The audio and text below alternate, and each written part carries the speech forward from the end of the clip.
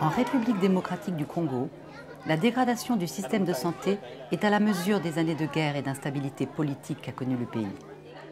Territoire gigantesque et richissime en minerais, la grande majorité de la population ne réussit pourtant ni à se nourrir ni à se soigner correctement.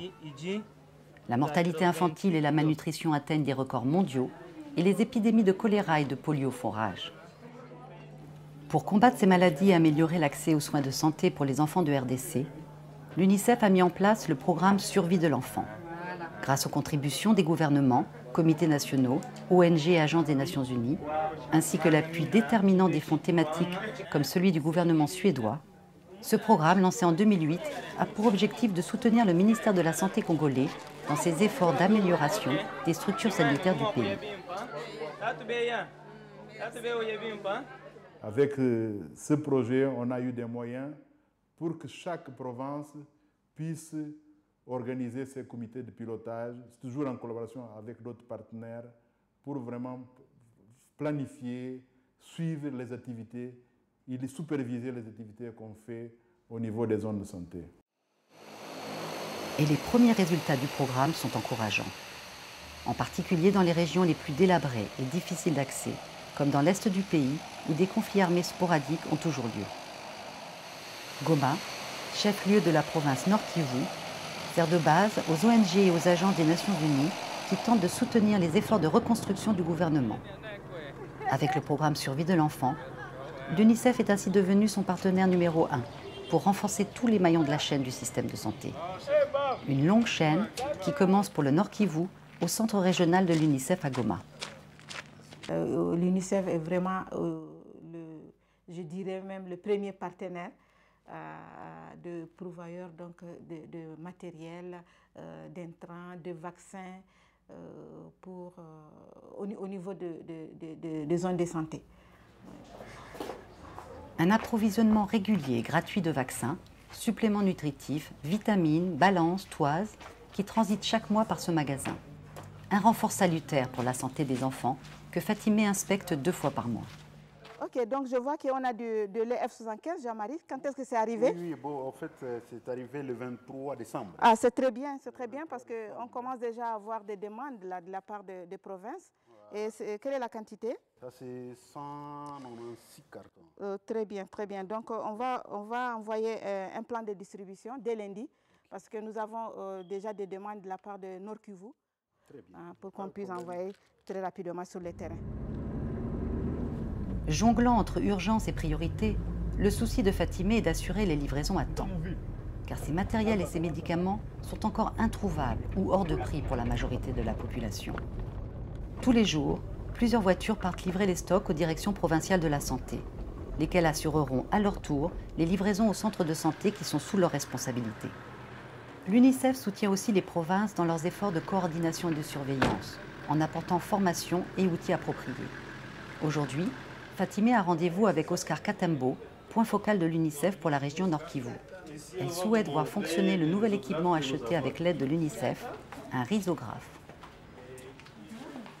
C'est ça le rhizographe? C'est ça en tout cas, ce qui nous aide. C'est vraiment un bel appareil qui nous aide suffisamment. Parce que c'est grâce à cet outil qu'on arrive à produire les différents canevas que nous envoie dans les zones de santé. Tous ces canevas, on envoie dans les zones de santé. Et une fois les besoins de toute l'année couverts, alors nous, ça nous permet d'avoir tous les rapports tels que prévu. Et cet outil, on les connecte directement au V7 que nous allons voir d'ici là. Grâce à la liaison satellite avec les centres de santé de la province, le rhizographe permet d'accélérer le traitement des données médicales. Il permet de suivre leurs activités pour mieux les orienter, les former et les approvisionner. Un progrès majeur pour Oscar, à la hauteur du soutien global que lui apporte l'UNICEF. L'UNICEF, c'est un partenaire de développement, ce qui constitue une différence par rapport à d'autres qui viennent juste pour des aspects ponctuels, qui comprennent maintenant que ça vaut la peine de venir planifier à partir de la base, au lieu de venir avec des projets préconçus et qu'ils viennent juste dire non, moi je vais dans la zone de santé X pour ceci ou cela. Sur la moto, également financée par l'UNICEF, Oscar Katembo fait ce matin une visite de supervision à un centre de santé de Goma. Oscar a rendez-vous avec Pauline Nyanzira, l'infirmière titulaire responsable de ce centre communautaire fondé par l'Église baptiste. Ok, bonjour. À l'ordre du jour, tour des activités, évaluation des résultats et suivi des stocks de médicaments. Ici, nous avons les vaccins. Nous nous approvisionnons à partir du bureau central. Ok. Donc, les vaccins, nous avons aussi les seringues. Donc, tout le matériel est déjà prêt. Comme ça, on peut commencer avec l'activité de vaccination. Ok, c'est une bonne chose. Mais au cas où vous tombiez à rupture de stock pendant l'activité, qu'est-ce que vous allez faire? Bon, nous sommes à quelques mètres de... Ah, on peut encore aller s'approvisionner. Étant à la fin de notre mission, on est vraiment satisfait de la façon dont la consultation préscolaire est organisée. Alors, dans l'avenir, pour améliorer ça, nous, au niveau intermédiaire, nous allons vous envoyer des graphiques.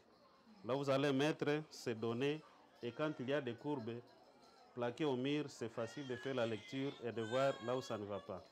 Parce que ça, c'est le fruit de toute l'équipe et ça représente vraiment l'esprit d'équipe parce que seul, on ne peut pas produire un tel travail. Merci beaucoup. C'est moi qui vous remercie. Okay. Grâce au soutien de l'UNICEF, le centre de santé Virunga peut offrir 2 fois par mois une consultation préscolaire gratuite. C'est pour cela que les mères sont venues ce matin en nombre avec leurs bébés. Le centre est préparé pour recevoir 40 enfants, mais c'est en général le double qui se presse dans le hangar bâti pour les consultations. Les mères ont mis leurs plus belles robes car c'est une sortie rare et appréciée. Les bébés sont pesés, mesurés et les vaccins et suppléments vitaminés prodigués. Des cours d'hygiène et de nutrition leur seront également assurés.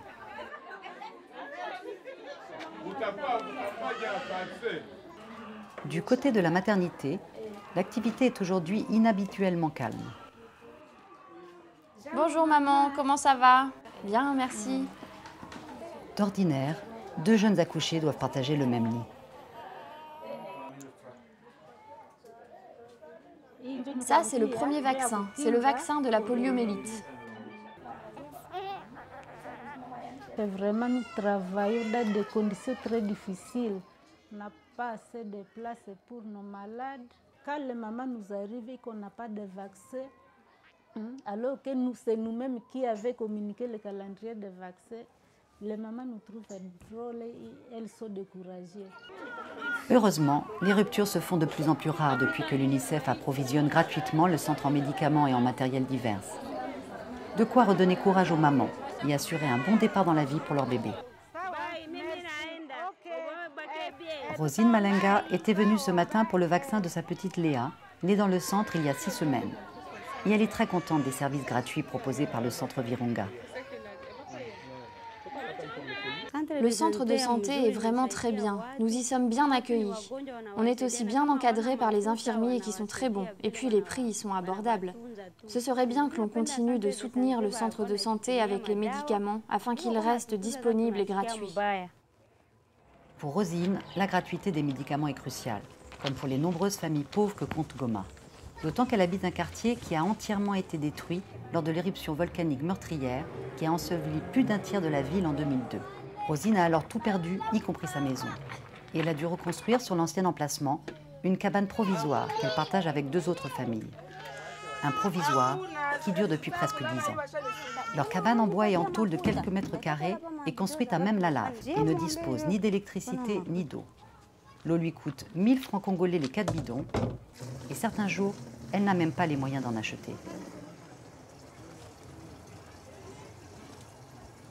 Son mari fidèle est chauffeur journalier, mais rares sont les jours où il décroche un emploi. Souvent à la maison, il s'inquiète des conditions de vie et de santé précaires de ses enfants. Les enfants vivent dans des situations très médiocres. Il y a le choléra, donc les grippes, il y a beaucoup de maladies. Les enfants veulent jouer, mais où est-ce qu'ils peuvent jouer? Il y a des pierres, il y a beaucoup de poussière ici chez nous à Goma. Donc ce sont des conditions qui ne sont pas bonnes à nos enfants. Une situation sanitaire d'autant plus critique pour leurs enfants que Rosine et Fidèle vivent avec moins d'$1 par jour et que la nourriture est très chère à Goma. Car avec la guerre, l'agriculture a été délaissée et les routes défoncées rendent le transport en ville des denrées difficiles et onéreux. C'est pourquoi le centre de santé Virunga a aussi enseigné à Rosine, en coopération avec l'UNICEF, les bases de la nutrition pour garder ses enfants en bonne santé. En utilisant des légumes et des produits à haute teneur nutritive, elle sait maintenant cuisiner sainement et avec peu d'argent. Mais il n'est pas fréquent qu'elle puisse acheter des œufs, des tomates ou de l'huile. Ce qui n'est pas du goût de son premier enfant, Luc, âgé de 3 ans. Je veux de l'huile. Il n'en a plus.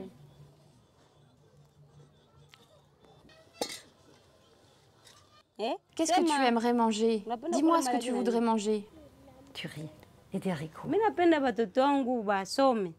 Je souhaite que mes enfants soient en bonne santé et qu'ils puissent aussi aller à l'école, pour qu'ils puissent acquérir des connaissances, pour qu'après ils aient une meilleure vie. Si Rosine rêve d'une vie meilleure que la sienne pour ses enfants, son fils Luc rêve probablement, comme tous les petits garçons de la Terre, de devenir un jour un grand footballeur. Pour les aider tous les deux à réaliser leurs rêves, le programme Survie de l'enfant leur permet aujourd'hui, comme à une famille sur 5 en RDC, d'avoir accès à des soins infantiles de qualité et ainsi à l'espoir d'un avenir prometteur. On sait qu'il y a des progrès qui ont été faits.